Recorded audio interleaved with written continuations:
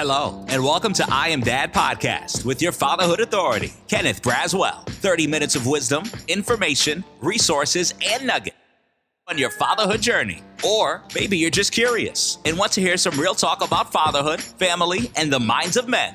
Well, guess what? We got you too. Sit back, grab your pad and pen, and maybe even bring a little something to sip on. Enjoy 30 straight minutes of fatherhood, family, and fun with the fatherhood authority, Kenneth Braswell. Welcome to a special episode of I Am Dad podcast. Today we are honored to have two pioneers in the field of fatherhood research and education joining us, Dr. Fagan and Dr. Glen Palm. Together, these esteemed scholars have dedicated their careers to advancing our understanding of fatherhood and empowering fathers to play active, nurturing roles in the lives of their children.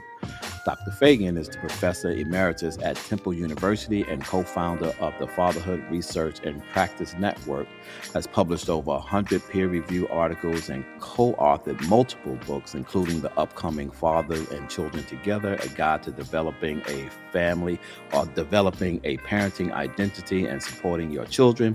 His work has revolutionized how we approach father-child relationships, co-parenting, and fatherhood programs, especially in low-income communities. Dr. Palm is the Professor Emeritus at the Child and Family Studies at St. Cloud State University and has spent decades shaping the field of parent education and supporting fathers through programs like the Dad Project.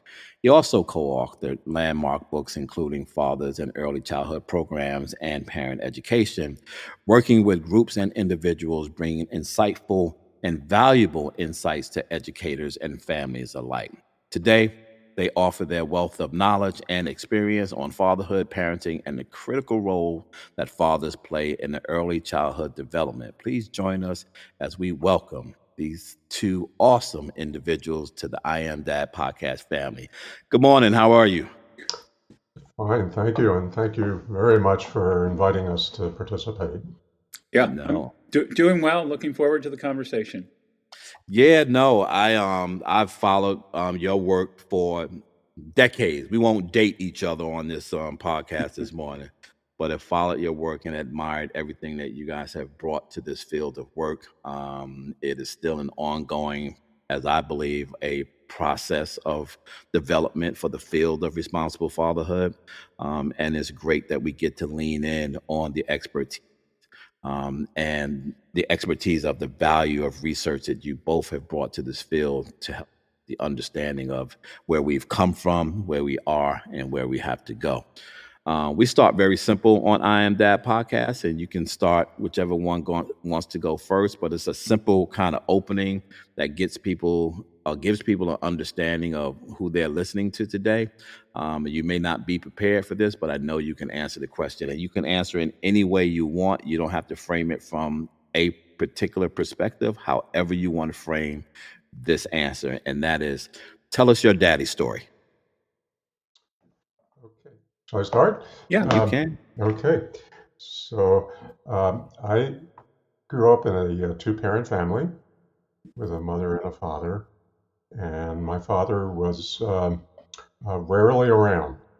I didn't have many opportunities to get to know him. He worked a lot, worked many hours, weekends, weekdays. He owned a small food store, and so he was very busy. And he was, not probably not the best father in the world. I think, left parenting up to my mother. It was not in his temperament, or he really didn't have much interest in being involved with us kids. But he was a provider, and he was a good provider, and that's about the extent of my relationship with him, and until I became an adolescent, and we had a falling out. I was a rebellious adolescent. He was not comfortable with me and what I was doing, and all I can say is thank goodness for my mother, because she was she was there for me, and in a sense she protected me from him, because we did not get along very well. And, over the years, people have always asked me, well, is that why you went into fatherhood research? And what I've thought about it long and hard over the years, and this has not been psychotherapy for me, but uh, uh, I've vowed, when my two girls were born, that I wanted to be a different kind of father to them than my father was to me. And so I became very involved, very committed to parenting them, to being uh, um, spending as much time with them as possible. Interestingly, my father and I started to get along much better as I grew older, and we had a pretty good relationship, and after many years, although those early years of uh, not being close to him and not having a lot of conflict with him, they lingered. They didn't go. Those early experiences did not go away. So when he was dying, which was about 5 or 6 years ago, um, there was only so much I could really give to him because of the kind of relationship that I had with him. So that was a challenging time for me. But Yeah, thank you for the story. sure. And my story is that I grew up in Chicago in the 50s in a working class family. My dad worked, did factory work in a small family plant. So he designed things.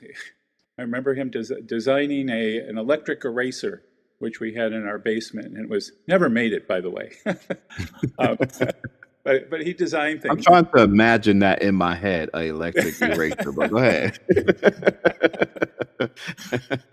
It was big. It was a big metal box that had it didn't make it, but as a kid it was kind of fun to play around with. And he worked hard. He grew up, and it was a family where my mother would say, "Wait till your dad gets home," and that was one of those times when you waited. And my dad had a belt, and between his belt and his big whatever physique, it certainly kept me fearful. Of what that, and there were times when I got it, and there were times when I remember thinking as a kid, looking at a welt on my leg, that this isn't right. So I had that kind of relationship. On the other hand, my dad was he was a quiet, kind person. He was good to my mom. My mom worked on the weekends, and so my dad on Friday night cooked for us, and so we got to kind of. There were times over the weekend where we were just with my dad on, I think, Sundays and Friday nights. One of the things that we learned was he wasn't a great cook. When we found out that my mother worked in a pizza joint, and that on Friday nights we could go get pizza, which was good for my dad. We were Catholics, so we grew up on Friday. We couldn't eat meat, but cheese pizza. Spaghetti and French fries became a Friday meal for us, with my dad and my mom serving us in the restaurant. Nice. So we never were close. I always felt, and I think it was part of it in interviewing him later on, as I got to do fatherhood work. I got to interview him about his father, and his father was very religious, and I think my father never had a close relationship with him as well. One of the things I discovered just about my father was when my little brother was born, and he was, 13 pounds. So my mother was out of commission for a month, which meant that my father had to step up and really do some caring for my brother. And he and my brother had a much closer relationship. And then, when I started reading the research, it went, oh yeah, when dads have an opportunity, or by chance have to step in and really take care of kids, of babies, there's a bond that's a pretty powerful time. Absolutely. My dad, my little brother, continued to have a good relationship, and my brother took over my dad's job and worked next to him for, almost 50 years. Mm. I Yeah. never had that. My dad didn't. I went off to become a priest when I was 14. That lasted for about 4 years. Okay. I went from Chicago to rural Missouri, and then came back and decided priesthood wasn't for me, and I started to go to college and went to higher education. I found out at my dad's funeral that my dad never, from his brothers, that he never finished 8th grade. My dad was not didn't do and didn't support education, so we had this relationship that we didn't connect at that point. I had a father-in-law who did, and if I had a father figure who was more powerfully connected to me, it was my father-in-law, who was an educator, and I got to spend 25 years with him before he passed away, really connecting and having a very supportive, kind, loving relationship. Thank you so much, both of you, for sharing that. I just think that stories just have a powerful way of helping people understand, helping people heal, even in their own circumstances. Yeah.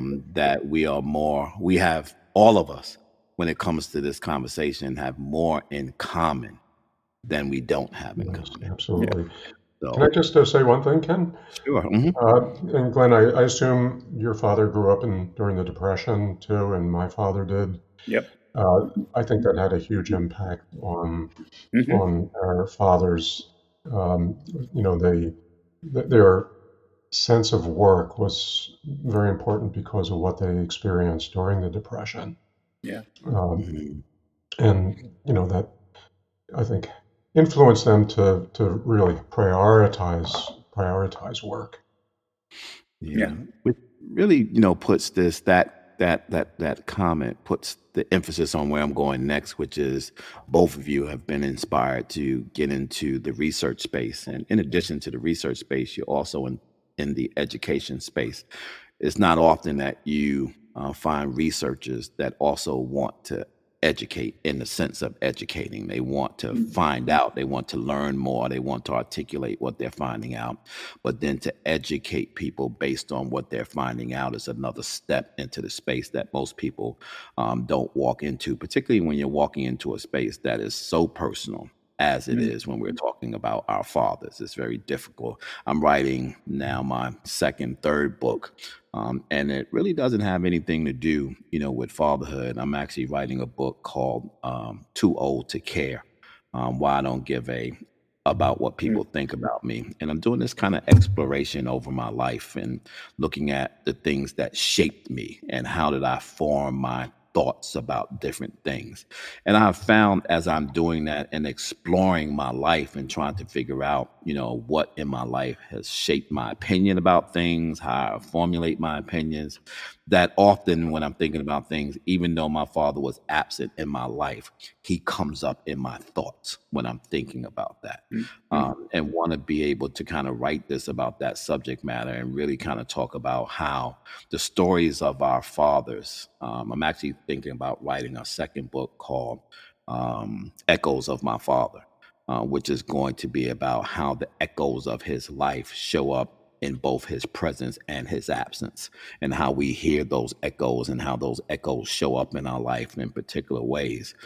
As you guys are thinking about the research that you do and been so dedicated to do, what is it about that space that has inspired you to stick with it for so long?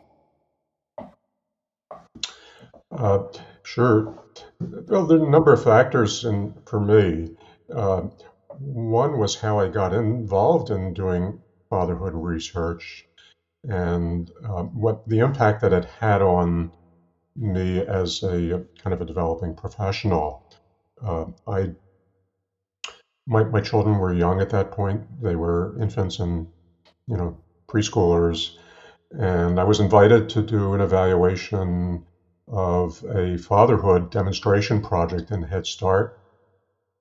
I really didn't. Uh, my interest was actually in daycare research. Did my dissertation on parent stress when among low income mothers who had children in daycare in New York City.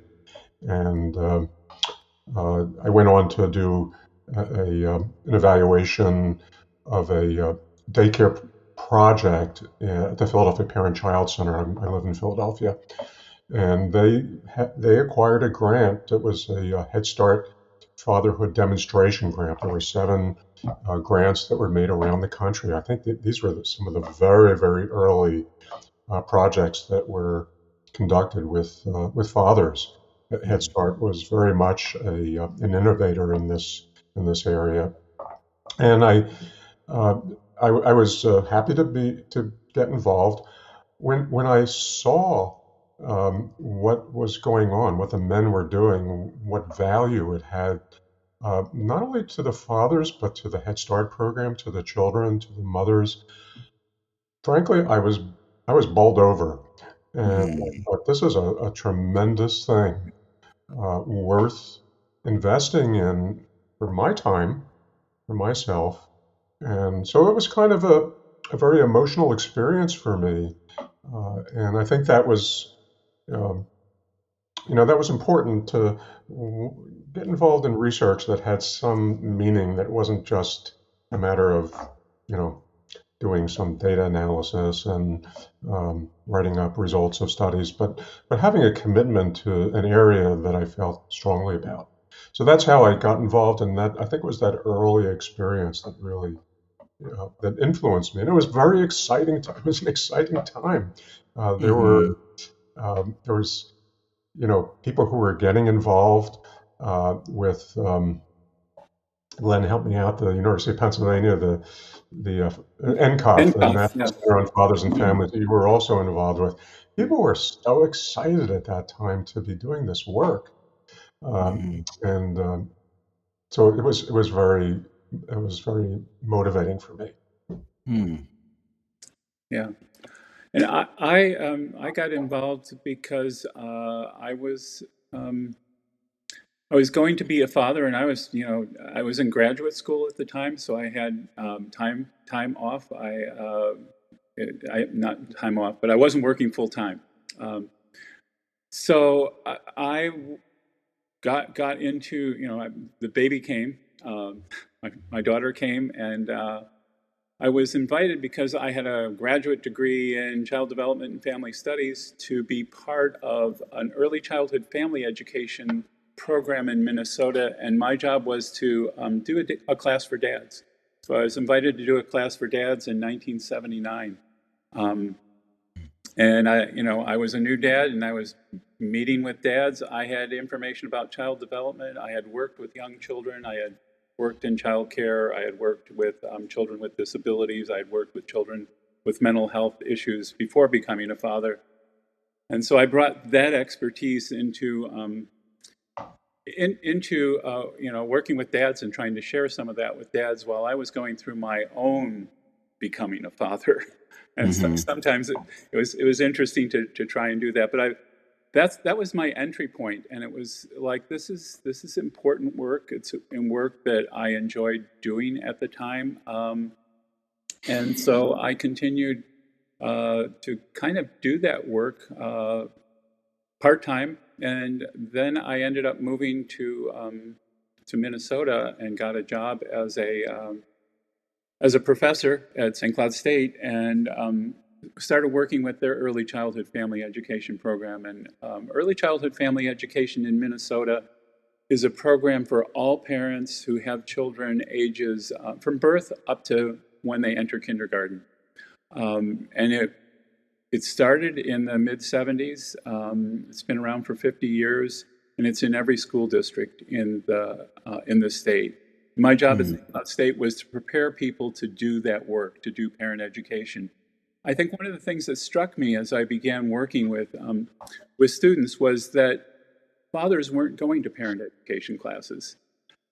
It's mostly mothers who were going. So how do we engage fathers? And so my research had to do with what are fathers' interests? How can we get them? So I interviewed fathers to find out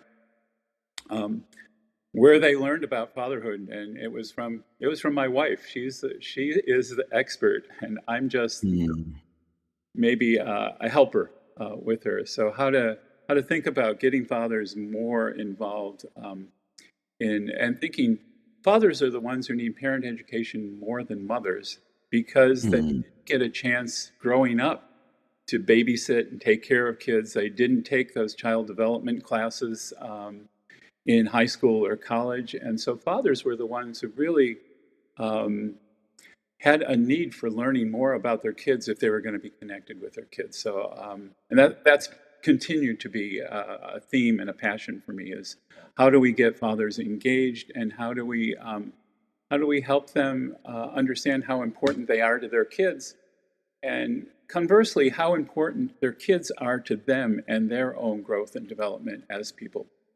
mhm. I'm sure that you both have seen a lot of societal shifts as it relates to not only fatherhood but masculinity in general, right? Because there were a time you talk about.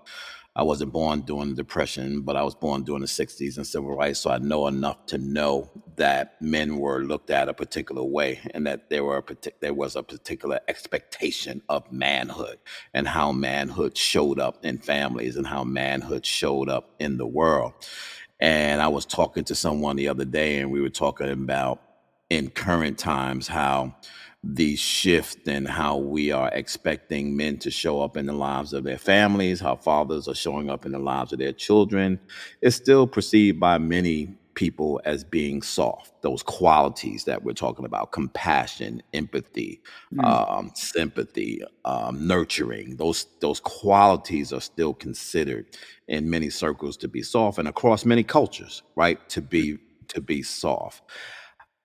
How far have we come with your research and helping people understand that this is really not about those kinds of societal and cultural norms, but this is about biology. This is about what our children really need, right? And why they need fathers in their lives and what fathers bring to them being fully developed human beings by the two parents that are responsible for their existence in the first place.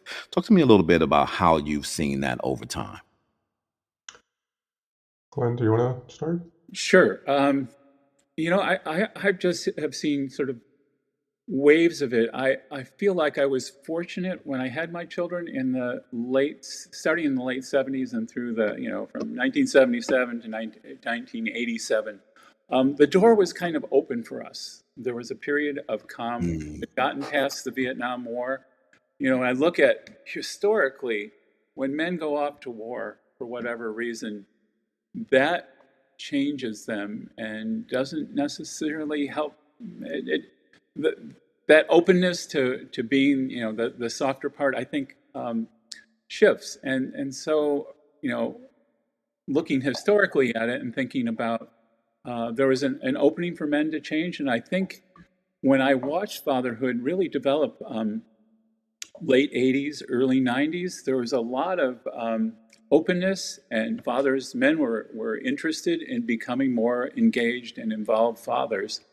Uh, I, I think that 9/11 in some ways changed our view on masculinity again, and the heroes were now soldiers, firemen, policemen, and that was a very different kind of role. Um, mm, so this has been my observation of and mhm, concern, and I'm really even more concerned now about the shift that has taken No. hold of young men, uh, mhm. and not necessarily understanding the value of fatherhood, not understanding the importance of empathy, caring for others, and how that is something that we want men to. And I think they learn it from their kids. I think they learn it from and with their Yeah. kids. That's the thing that's amazed me. I think that kids teach men how to be more empathetic and to be more caring and to be more affectionate. I saw that door open during a period of time. I think that some of that still lingers, but Mm, I think that this idea that men can, be full-time fathers, uh, right. that kind of role is kind of not so much anymore. So Mhm. I don't know. I'm curious to see what will happen. I wish that there was more openness right at the moment, and not this notion of masculinity that seems to have taken over young men, as reflected, I think, in our recent election. And when people talk about it, I worry. I worry about Man. our. I worry I'm about our worried field. too. I'm really worried about, and I'm very worried about how men are treating women at this time as well. Mhm. We have, the images that come from media and from our leaders are not so very positive about how women are being treated, are treated, Mhm. and how I think it does remain to be seen, what impact that has on fathers and men, across our society. I'm not sure, but it does concern me, and I hope we can not allow that to take us back. Um, Mhm. the pandemic was another issue. I think that a lot of fathers stepped up to the plate Mhm. during the pandemic to get involved with their children and to help out with school and whatever it is that they needed to do. But I think that a lion's share of parenting still fell on mothers, and I think it was a bit of a retreat to in terms of gender roles Mhm. around parenting. So, Yeah. but Yeah. I do see, I see so many men who are, involved with their children, who are um, uh, actively engaged, doing as much as they can, maybe not being primary caregivers, certainly not doing as much as mothers are, but they're involved, and they're certainly more involved than they were uh, 20 years ago with their children. There is the cultural shift, I think, has resulted in some change of behavior. Mhm. It's perhaps not for every father, but overall, I think there is a change in behavior on the part of men. Mhm. Yeah, I want to shift our conversation because you and I can already tell that I could be on here for another 4 hours with the two of you guys, just kind of talking about and trying to help me, really understand some of what I'm seeing, some of what I'm hearing, some of what I'm experiencing in the fatherhood space in my short career, 20 Mhm. years, right? A lot has changed, and I can only imagine how much has changed for you guys. But the other thing that has shifted culturally is parenting, right? And you guys Mm, have a new book out, Fathers and Children Together, and I want to talk about that. But the parenting shift, I think, has a lot to do with the generational shifts that's happening much faster these days, which is we're now in a society where um, a small portion of traditionalists, baby boomers, Gen X's, millennials, hip hop generation, Gen Zers, and now Alpha Gens all are at was getting ready to say at parenting bearing ages, but not traditional and baby boomers. We kind of passed that. But mm, even our alpha gens are beginning to move into bearing ages, and their philosophies and the way that they look at parenting differs greatly between Gen Zers specifically and baby boomers and how they see parenting, how they see family formation, how they think about parenting, even who becomes the primary parent, right? I see more and more people saying that I am noticing an uptick in single fathers coming into my agency who have sole custody. We know that the numbers are Mhm. shifting in court with respect to fathers getting sole custody of their parents, where the courts are now beginning to see the equal value of both parents and analyzing what's the best case scenario for children. That's changing and shifting in a way that I've never seen it shift before. Talk to me a little bit about why you guys decided to do the book and why it's important for us to include this in the work that we do. yeah, I can start there. Mhm. So we wanted to reach as many fathers as possible with the book and to speak to them directly in about areas that we think fathers do not always have sufficient knowledge about or information or skills. Uh, and so there is a rapidly growing body of research, psychology research, social work research, family studies research on fatherhood. It's almost an explosion of research. And, we felt that it hasn't been translated for fathers.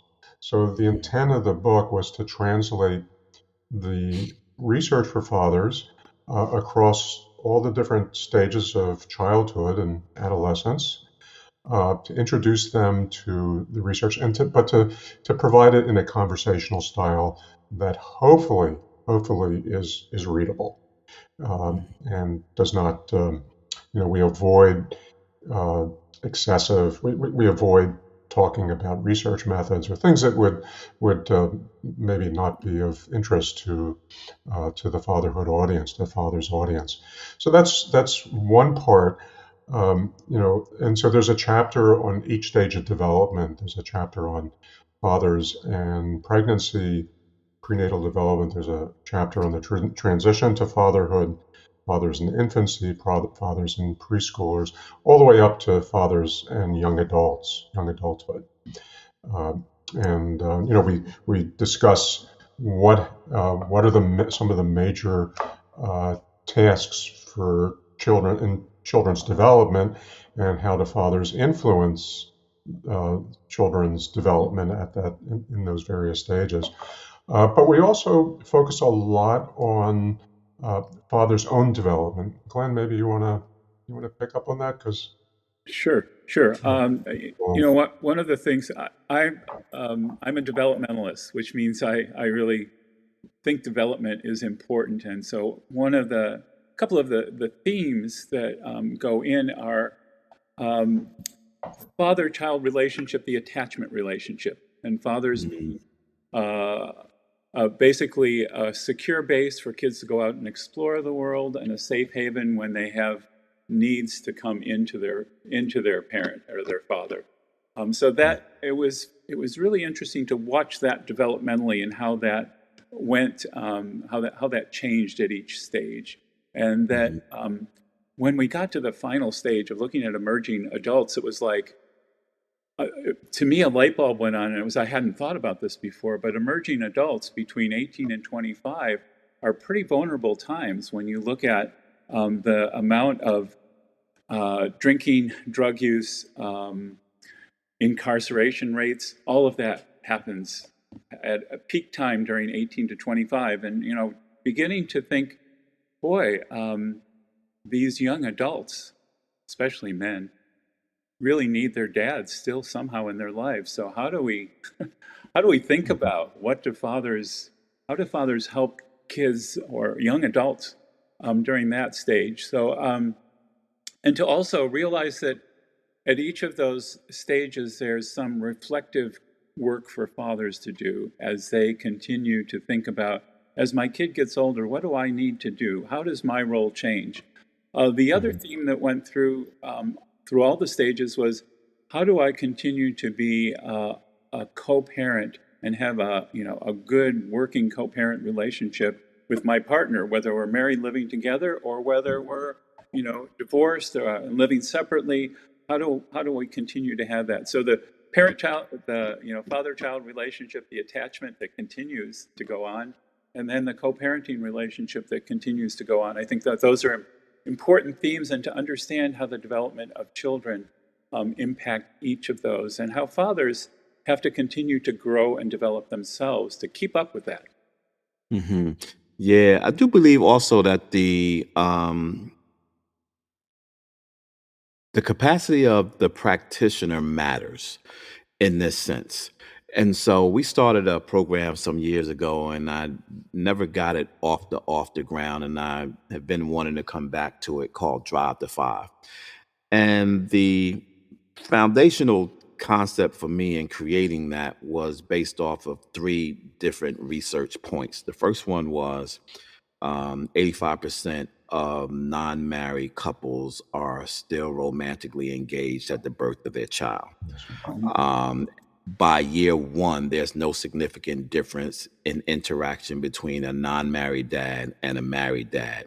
However, at year five, there's significant decline in the interaction between the non-married dad and his child. The question for me is what's happening in year 2 to 5 that is diminishing their interaction. And what I've come up with is life. Life is happening. They're not married. The honeymoon period is over after a year. The family doesn't so much like him sleeping on the couch anymore. More pressure for him to get a job, to show up as a father. Mother is trying to find out how to support, when dad is not able to do it. So now the child has to be entered into early child care. That has to be paid for. She's got to find a physician. That's got to be paid for. She's got to travel back and forth. That's got to be paid for. Now there's friction between the relationship. Now they're not getting along. And now there's a separation between him and him and the maternal family. And then incarceration might possibly pop in. Unemployment pops in. All kinds of chaos is happening in year 2 to 5. And my question to both of you is, and particularly knowing that you both are interested in early childhood development and fathers being engaged in the early stages of the lives of their children. For practitioners, when is the perfect time to begin to start doing that work with fathers? Because my belief is that if we do more programming with fathers when their children are between ages 1 and 3 years old, they're more likely, regardless of their romantic relationship, to be involved with their children for longer periods of time where bonding takes place.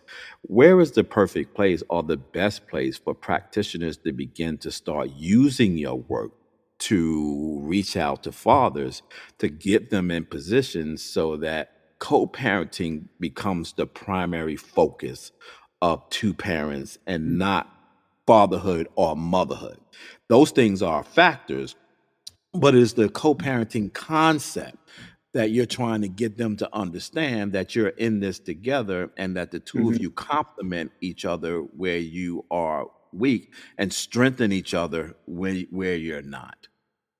So I've always been committed to the idea that starting as early as possible, even before the birth of the child, is very important in terms of fathers developing a bond with the unborn child, working through, what is sort of the becoming a co-parenting relationship.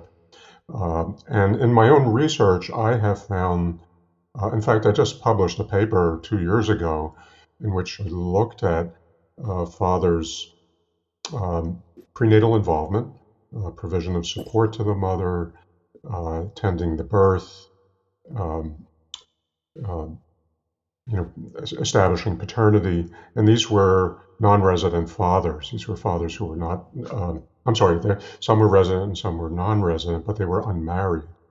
And I found that the more involved that they were prenatally and at the birth, they were more involved with their kids when they were adolescents.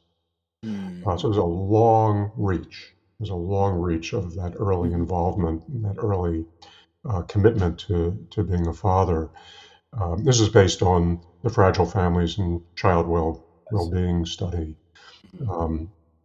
And certainly, if fathers don't, if practitioners don't get involved with fathers at that early stage, always the earlier the better.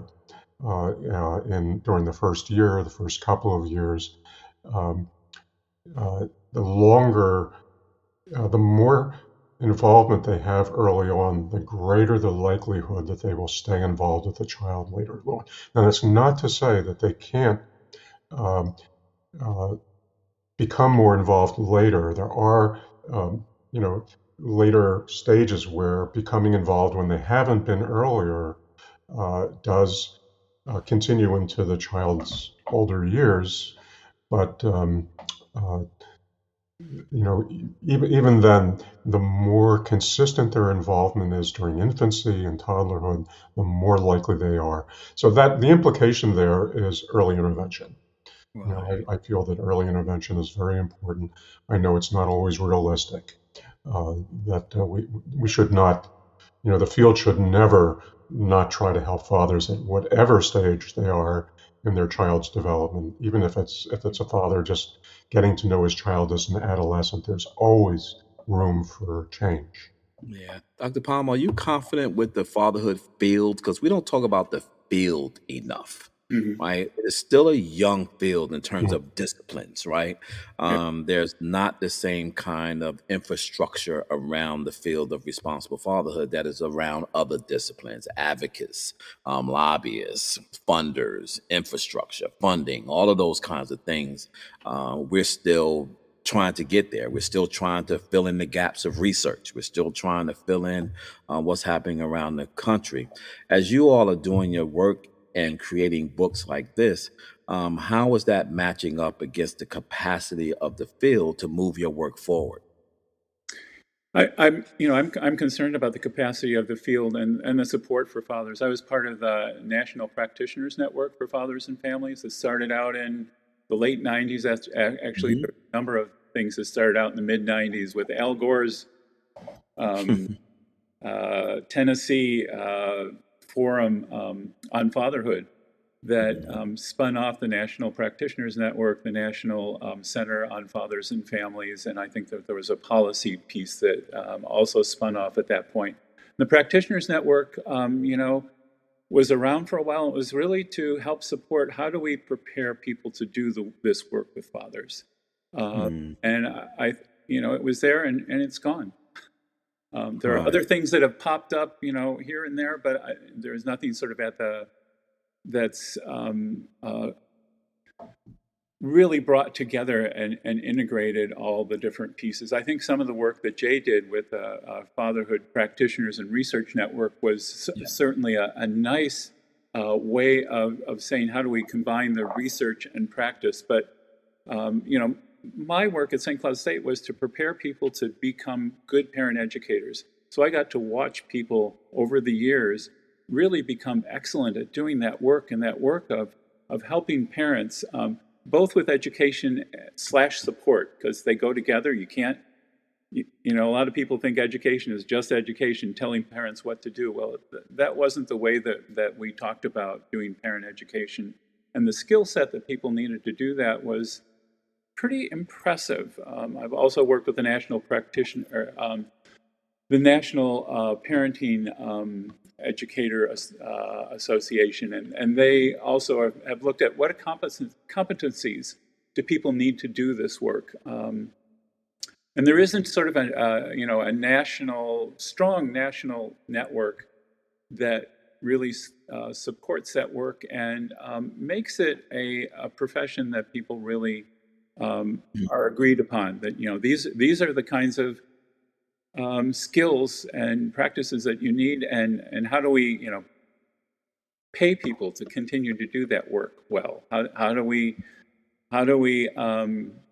support people who are interested in that work to get the preparation that they need and continue to stay in that work? Because it feels like sometimes men just they come in, they were in a fatherhood program, they work for a few years, and then they find another more alluring um, Hmm. Absolutely. position that they go Mhm. on to. So I do worry about what is that foundation, having seen that and having seen the money come in waves. We're interested in fatherhood, and then it dies out. Whether it's Mhm. foundations or the federal government, makes it Mhm. hard to really have a stable foundation. I've really admired your work. I have to say I've used your spit and anger work and Mhm. your video pieces of it in my work with dads in prison, which I've done for 30 years, and Mhm. uh, you know, trying to keep the stability in the field, I think has been a challenge. Yeah, I struggle with all of the questions, having, being in the space of overseeing the National Responsible Fatherhood Clearinghouse and trying to move that forward and really try to figure out, what it should be, what it should become, what Mhm. it should cultivate. And sometimes those answers are very difficult because it still is a governmental agency. I mean, well, the governmental entity. And Yeah. we always make sure that people understand that this is not an entity. It is a program of the federal government. Right. Has a lot of great usages and it does a lot of great things, but it's limited by its ability to be able to move beyond, where it sits. And so when I'm thinking about like research in particular, Dr. Fagan, when I'm thinking about the Research and Practice Network and Dr. Jessica Pearson, which I love, her fire still burns bright. I've often said in spaces that when the funding went away for that the clearinghouse should have pulled that in as a project of the clearinghouse and give it its own space to function under funding that would allow it to continue to go. I could never get it moved in that way, but I've often had that conversation. How are we not using research? And how could we use research better to at least begin to move to strengthening the field? Because I think about things like our social workers are still not being trained around fathers. That's right. Yeah. In small numbers, here and there they are, but Yeah. not, not universally. There is a good group at the of social work researchers now who meet on a regular basis, and they're trying to advance the field. But that's fairly recent. That's been maybe in the last 5 to 10 years that group has existed. Prior to that time, social work was completely out of the almost completely out of the picture in terms of fatherhood. And I think there were different reasons for that. But so it's recent. It's a recent development with social work. Um, that group really needs to continue its hard work to try to infuse education about working with fathers in schools of social work. I taught for 31 years at Temple University in the School of Social Work, and there was no, I was the only fatherhood person there. There was no content on fathers, um, and there was like no room in the curriculum for it.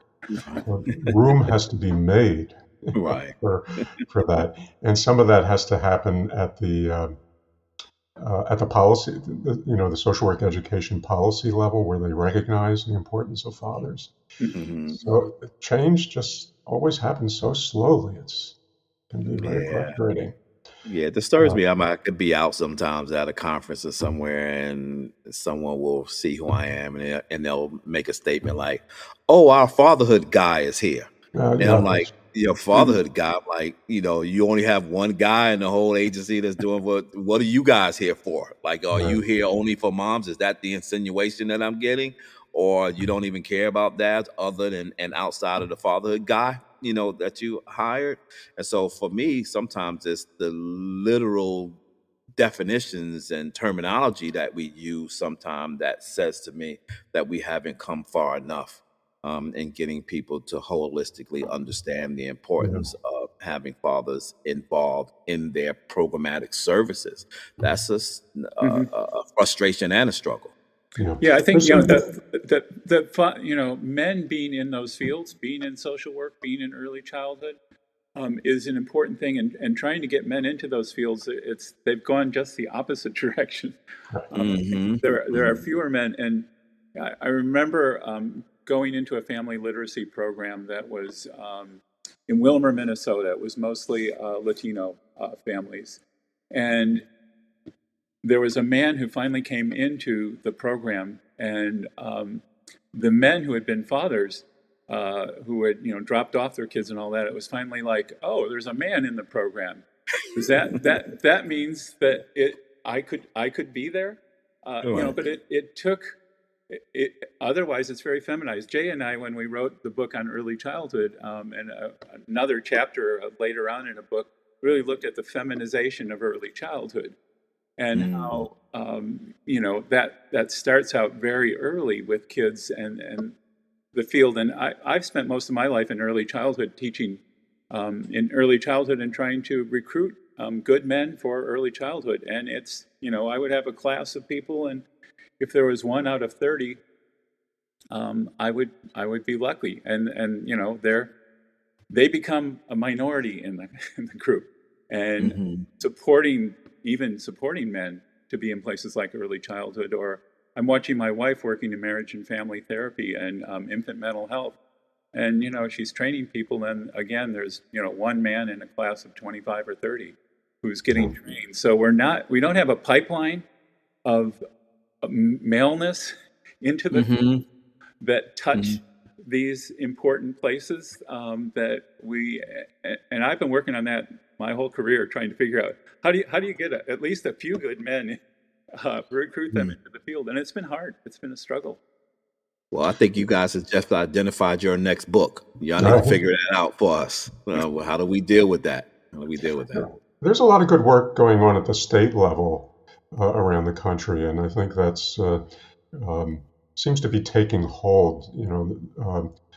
Here in Pennsylvania, Rufus Lynch, Dr. Lynch, is doing a lot of advocacy work, policy work.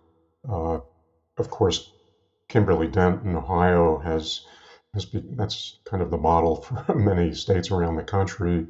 Michigan, Dr. Richard Tolman, they're all working very diligently to develop, statewide initiatives to better serve fathers in all types of children and family services and education.